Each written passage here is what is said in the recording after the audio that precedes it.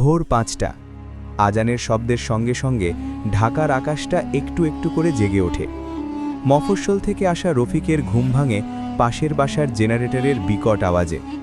এক রুমের ছোট বাসা, তবু এই ঘরটাই এখন তার পুরো পৃথিবী। রফিক ঢাকায় এসেছে স্বপ্ন নিয়ে, একদিন নিজের কিছু হবে। সকালটা শুরু হয় বাস ধরার যুদ্ধ দিয়ে। গাবতলী থেকে মতিঝিল যাওয়া মানে শুধু দূরত্ব নয়, ধৈর্যের পরীক্ষা। বাসে উঠতেই হেলপারের চিৎকার, মানুষের ভিড়, ঘামে ভেজা বাতাস, সব মিলিয়ে ঢাকাই জীবন। অফিসে বসে কাজ করতে করতে জানালার বাইরে তাকালে রফিক দেখে এক পাশে ঝকঝকে হাইরাইজ, অন্য পাশে ফুটপাথে বসে থাকা চা বিক্রেতা।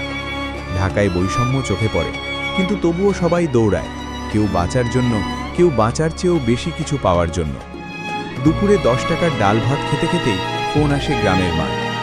বাবা, কেমন আছিস? রফিক হেসে বলে, ভালো আছি মা। এই ভালো শব্দটার ভেতরে লুকিয়ে থাকে ক্লান্তি, আশা আর না বলা অনেক কথা। সন্ধ্যায় অফিস ছুটির পর ঢাকার রাস্তায় নামে আলোর বন্যা। ট্রাফিক জ্যাম, হর্নের শব্দ, রাস্তার ধারে ফুচকার গন্ধ, সব মিলিয়ে ঢাকার এক অদ্ভুত সৌন্দর্য।